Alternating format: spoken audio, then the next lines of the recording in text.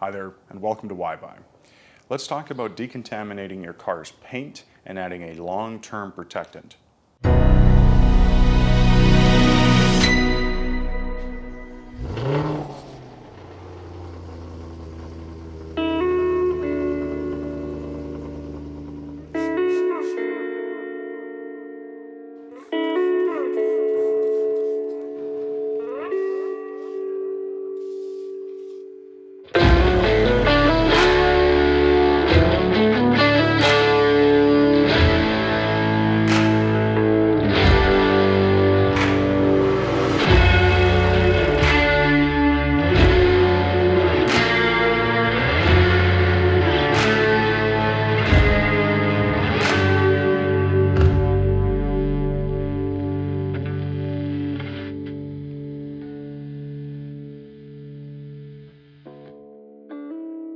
So when I think back to car protection or what I used to do to help the car look better, I mean, it was typically just like your traditional wax.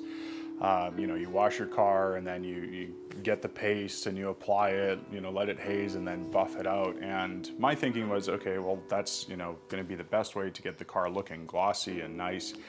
And I never really considered it much for protection, but when you think about it, when you add any coatings or waxes after you do a complete wash, the benefit just isn't the looks. It's actually, you're adding kind of a hydrophobic properties to the surface of the paint. And if you were to think of your paint as like porous, where it's, not completely flush, the clear coat collects a lot of deposits and, dust, dirt, grime, particles from the road that, if you let them accrue and they build up, the paint can actually look dull and just unsightly. So by adding this kind of layer of protection kind of as a final stage, you're going to extend the car's look, the life of that. And it's going to make maintenance washes easier when you come back to it and you want to, quickly rinse the car off, give it a quick car shampoo. It's just it's a good stage to do. And the good thing is you don't have to do it that often. And I think the biggest thing for me was, if I'm going to be doing something other than a traditional wax, which I was familiar with, what do I need to know in terms of surface preparation or paint preparation? And, it turns out it's not just for paint sealants or ceramic coatings or graphene coatings. It's actually for waxes too. There's a whole process that you need to go through that's very important because bottom line is you don't want to be sealing in or, kind of caking in the debris and particles that are set in the car right now and kind of trapping them in a tomb. So I'm going to show you how to kind of like go through that, remove those safely with the right chemicals and what processes to use. This whole process of getting into car detailing and cleaning, there's so much to learn, and I know that it's overwhelming, but if you take the time and you do your research, you watch videos like this, I think you can really enjoy the process and feel comfortable knowing that you're doing it safely. That was the biggest thing for me. Just like pressure washing, for example. Pressure washer used to be my best friend. I used to dirt bike and the bike would just get caked with mud. And even back then, I was, careful around the seals and stuff. But when it comes to, your clear coat car paint, you can pressure wash your car. You just have to be mindful of how much pressure you're applying to areas because like I was saying, those particles from the road that embed, whether it's bugs, tar, iron deposits, or brake dust, pressure washers can actually push those into the clear coat further, just causing, more deeper embedding. And when you go to wash it, you're causing more marring and scratches and just little things like that you wouldn't know. And why would you know? It's just, I think, when you're looking at this entire process, especially decontamination and paint protection, you have to be patient and take your time with it. Get a cold drink or coffee and, give yourself some time, try to enjoy the process. Because if you try and rush through it, one, you'll be, frustrated because it does take time. And two, you might end up causing some damage inadvertently. So A few key things that before you even get started on this is make sure that you wash your car thoroughly. Make sure that you're parked in a shaded area. Don't do this in direct sunlight. It will prematurely cure the products or bake them onto the paint surface, and then good luck trying to get those off. The other thing too, just kind of make sure that you have, clean tools and your chemicals ready to go. In this instance, what I'm going to be doing as a first stage is a bug and tar remover. So any surface deposits that are kind of bigger and kind of clunkier, so those bug guts and whatever kind of stuck to the paint. Then I'm going to be doing a iron removal, which is essentially those microscopic, jagged, triangle-like particles that embed into the clear coat. We're going to chemically decontaminate and help those dissolve and fall off the paint as much as possible. To do kind of more of a mechanical decontamination, we're going to be doing a clay bar, which will just help any remaining surface grittiness, anything like that, to lift off the paint. The reason we're going to go through all this decontamination process is because we want to have a really clean surface for the protectant to bond. And in this case, I'm going to be using a paint sealant, which essentially is a coating on the paint that you apply manually and buff out. Should last for about 6 months of protection, and that's just going to give us hydrophobic properties, some UV protection, and just extend the life of the car looking clean and new, make future washes easier.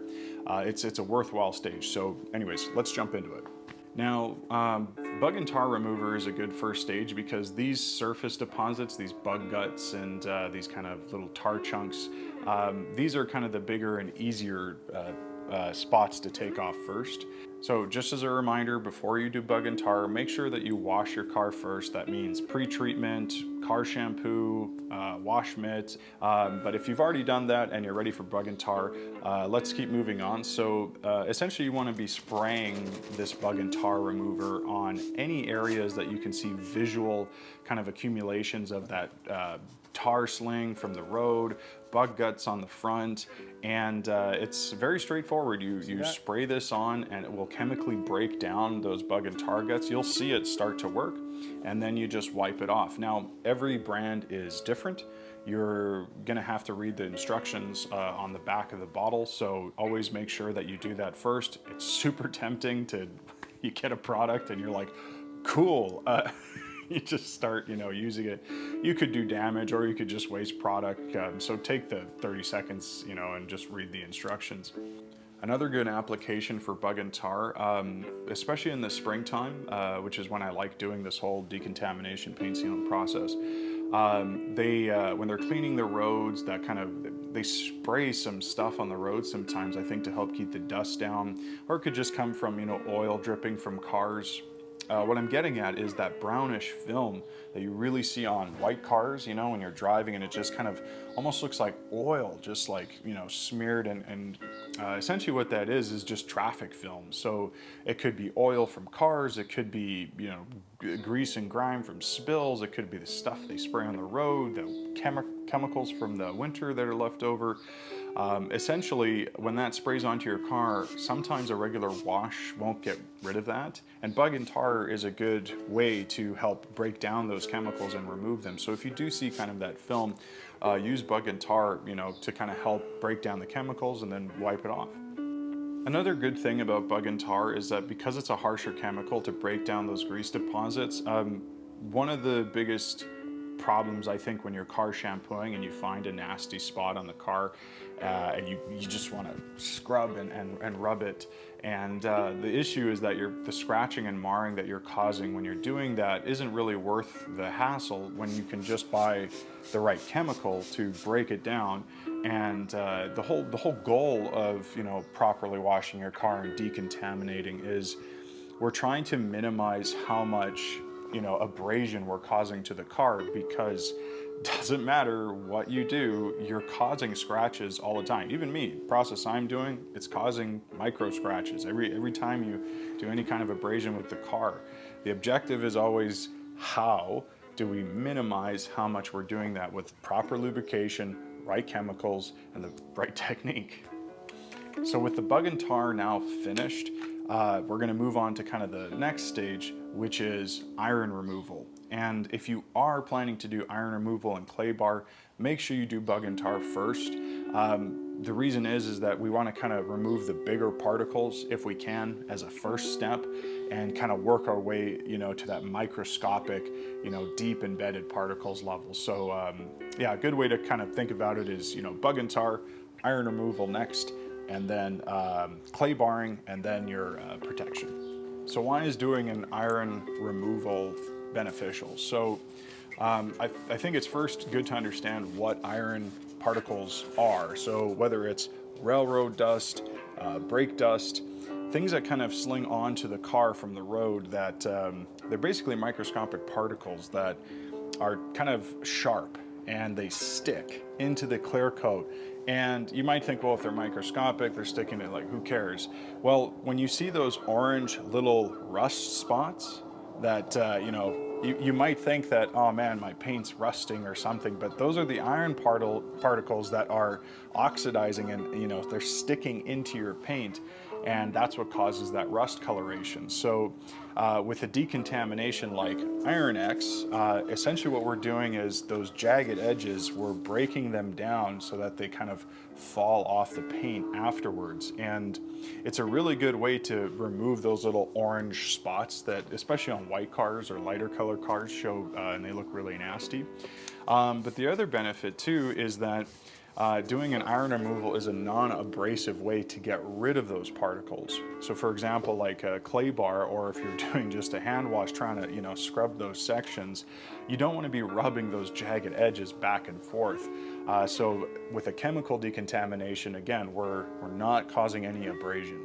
When you're applying Iron X to the car, a couple things you need to keep in mind. One, always do it in a shaded area, or if you have to do it outside early in the morning or in the evening when the sun is not, you know, baking this onto the paint, it's so important that you do not let this stuff dry onto the paint. The other thing is if you are, say, doing it in a covered area, like, you know, a garage or in a parkade, the smell is strong. That is so bad. Yeah. Just make sure it's well ventilated, because this stuff, when it chemically reacts with the iron, has a really nasty kind of sulfur smell.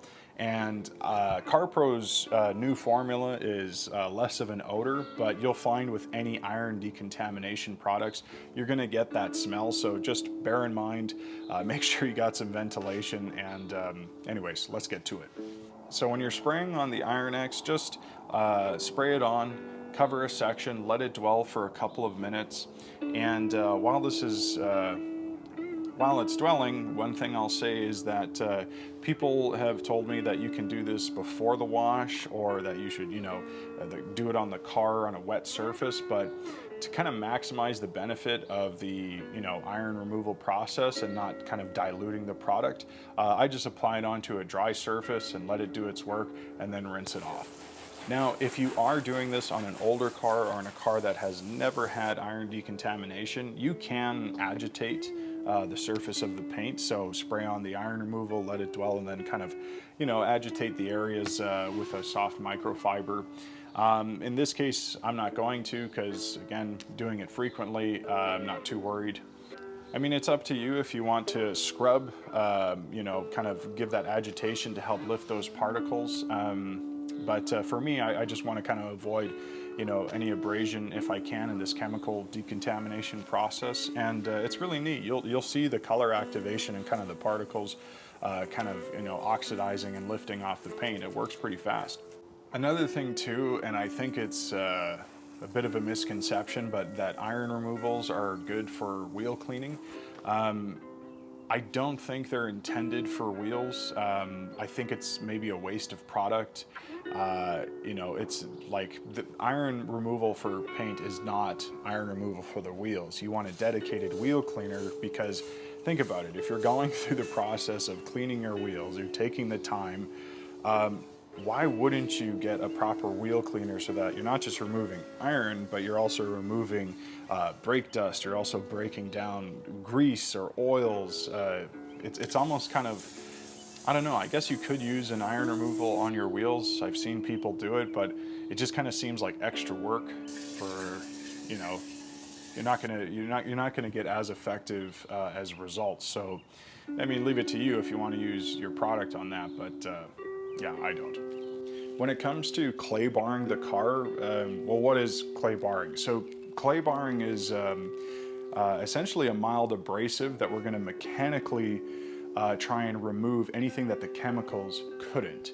And I should mention, if you do have a ceramic coating or a graphene coating, kind of those really long-term protectants that last 5-6 years, skip this step. You don't want to be, you know, applying a clay bar abrasion to, you know, basically render them useless, because it's essentially what we're doing. It's a very, you know, mild abrasion with some lubrication to kind of remove those deposits. And if you're not sure whether or not you even need to clay bar, a good technique is you could use a plastic bag, slip it over your hand, and just kind of, you know, rub the paint very gently. If you feel that sand-like texture or grittiness, that's, you know, those particles and contamination embedded in the paint. You can also use a nitrile glove and just kind of rub your hand, and, you know, some areas may need it, some areas may not, because clay barring does take a long time. So, you know, you might not want to do the entire car, but my suggestion is anywhere that you're going to be applying a paint sealant to, make sure you clay bar first. So in terms of the different types of clay bars you can get, some don't require lubrication. There's actually some clay bars where you don't need a lubrication to do your agitation. You can just use a clay bar. There's some that have different levels of aggression. So the ones that I use are 100 grams with this mother's kit, which is fairly aggressive. But if you do find you're doing clay barring more often, you can go up higher. Unless you have a dedicated clay bar that doesn't require lubrication, you should always be using a lubricant when you're using a clay bar. It's just essentially, because it's a mild abrasive that we're rubbing back and forth, you want to have that lubrication to glide across the surface. And you could use soap and water. The reason I use a dedicated clay bar lubricant over soap, I guess, is it's providing the appropriate lubrication. And I think it's, you know, without the suds kind of getting in a way, you can see what you're doing and, you know, not miss any spots. And what's nice about doing a clay bar is that you're not just going to be removing kind of the dirt and grime or oils that have deposited in the paint, but those nasty water spots. This is going to be a great way to remove them, and you're probably thinking to yourself, well, I hate seeing those water spots on the glass, the windshield, passenger windows. Well, you can use a clay bar on the glass, and it does a phenomenal job of getting rid of any contamination or deposits that are in the glass. If you think about it, the glass is porous just like the paint, and if you were, you know, like looking at it through a microscope, you would see that it's collecting, you know, grit, particles, iron, and it's eventually going to look dull and, you know, pitted almost. So clay bar is a great way to get rid of all those surface deposits and get crystal clear looking glass. Now, in terms of durability and duration, clay bar should last you, you know, 5 or 6 uses. But if it hits the ground, if you drop your clay bar on the ground, it's gone. You're gonna have to toss it, because the last thing you want to do is pick up dirt and rocks or whatever that might be on the floor and rub that on your car.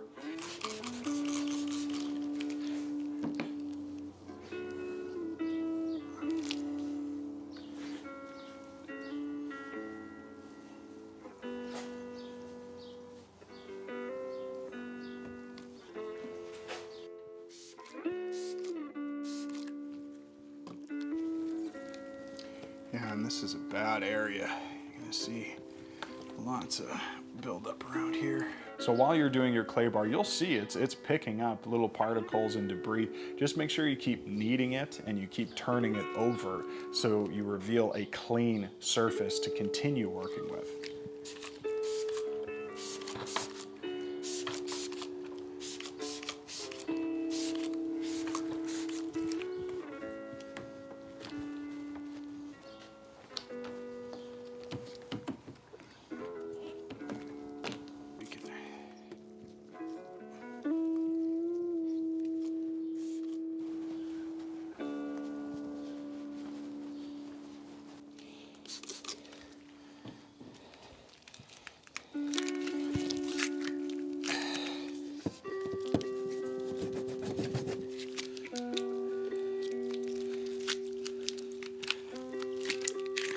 So we've done the chemical decontamination, we've done the mechanical decontamination with the clay bar.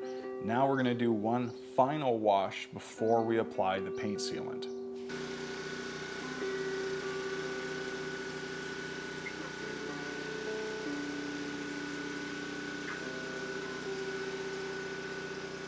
The whole objective with this last stage, again, isn't just about the optics and giving it a nice glossy, wet look. It's about protection, and there's a few different solutions you can use that are going to give you different varying degrees of longevity. The ones that I looked into were the traditional wax, like I used to do. I looked at hydrophobic sprays like a silica spray that you just spray on and rinse off. I looked at paint sealants, I looked at ceramic coatings and graphene coatings, and it just kind of made my head spin. I'm like, okay, well, what is the best thing that I can do at home? A lot of people like using Carnauba wax, which is basically an organic wax that gives you a nice warm glow. The only drawback that I really saw to using a wax is that it's not going to last very long. You might get a few weeks of protection, although it looks really nice. It's just for the amount of work involved, it wasn't really going to be the solution that I was looking for.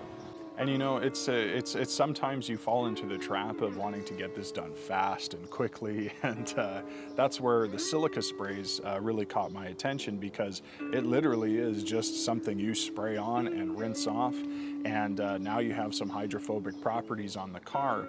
And it was tempting. I thought about doing it, but the issue with it is it only lasts about 2 to 3 months. And if you're going through the whole chemical decontamination, mechanical decontamination, do you really only want 2 or 3 months of protection? I still have some, the Hydro 2 Light.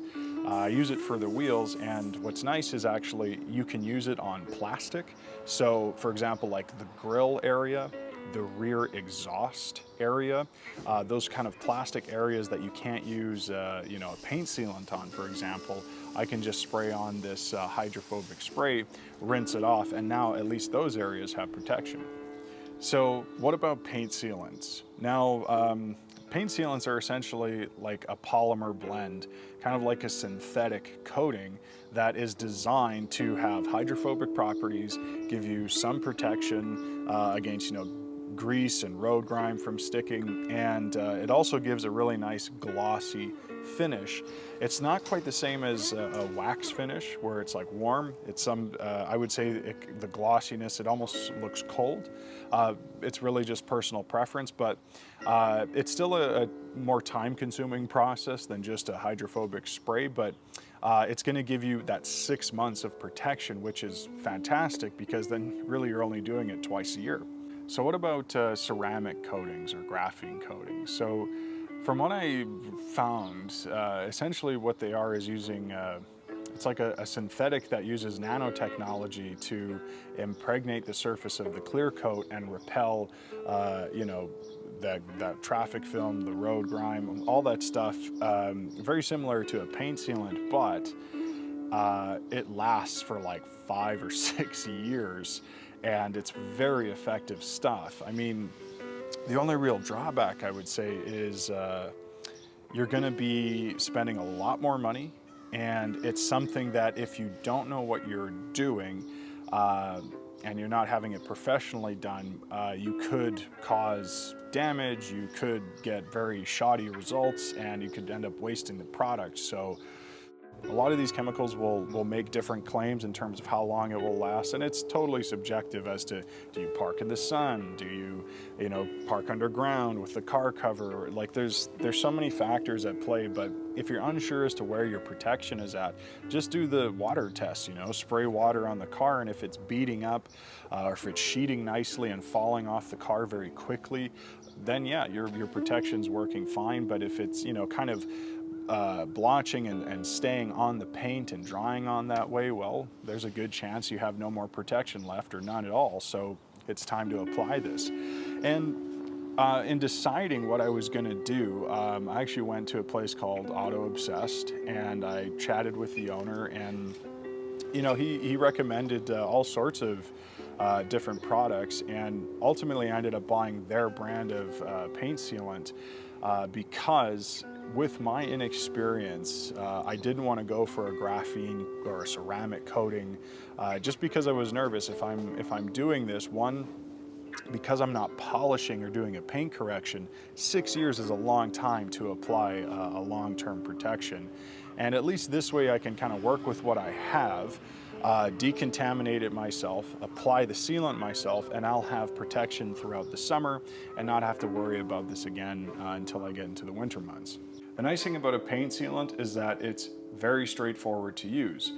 So you're not going to need a lot of product on your applicator pad, and you're going to want to work, you know, in sections. You could kind of go a little bit further, but it depends on the product in terms of the cure time. So when you apply it to the paint, it's going to haze, and when it hazes, that's when you want to buff it out.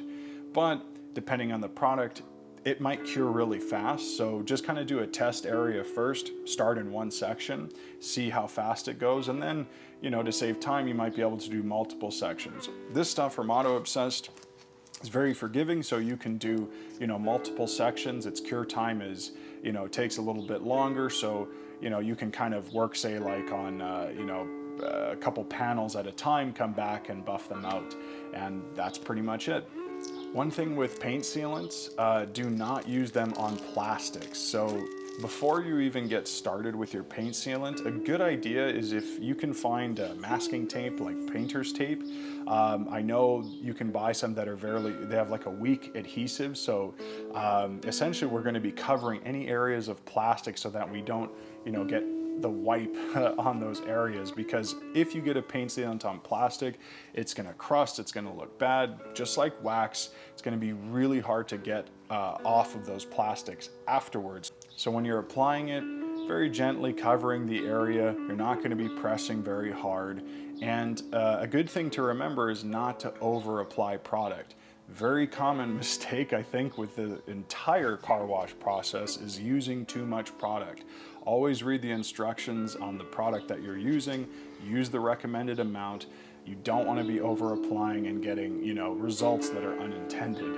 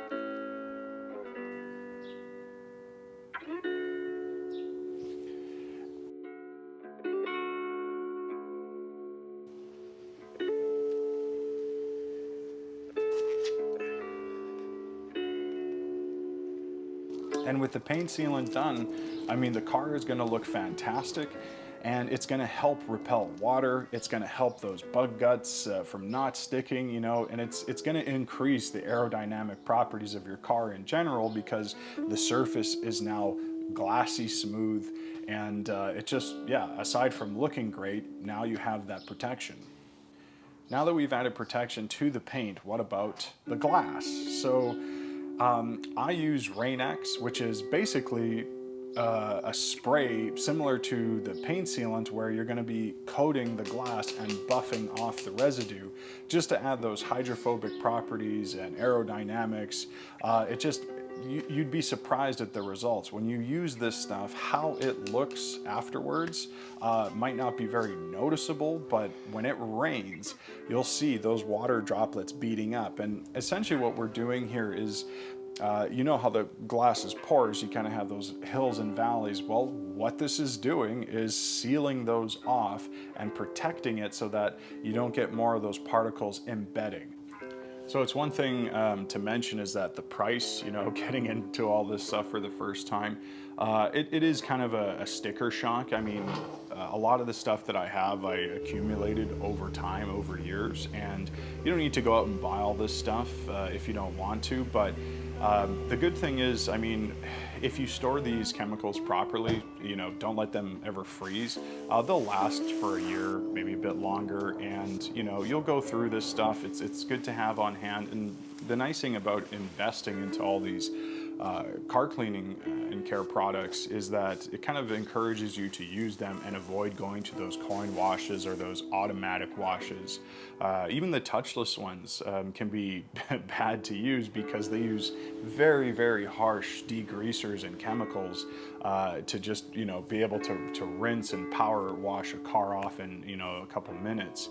So, you know, invest in this stuff.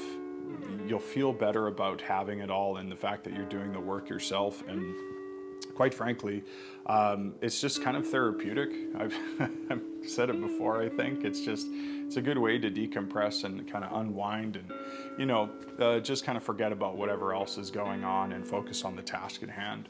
So that's it. You know, we did the car wash, we did the decontamination, we did the protection, and now it's just that much more enjoyable when you go for a drive. I can't even explain the feeling of just walking up to the clean car and going for a drive. I hate driving a dirty car, that dirty on the inside, dirty on the outside. It's just, it's not something that I like, and I like taking the time and learning how to do this stuff myself because I do think it's relaxing, and I do think that it is something that you can enjoy, and you know, you kind of reap the benefits of doing it. So, you know, take the time, learn how to do it, buy the right chemicals, use the right process, and if you thought this video was helpful, please like and subscribe, show your support, and thanks for watching.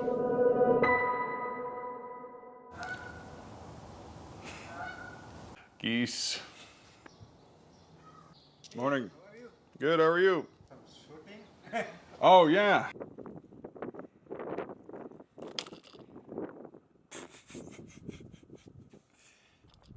This stuff.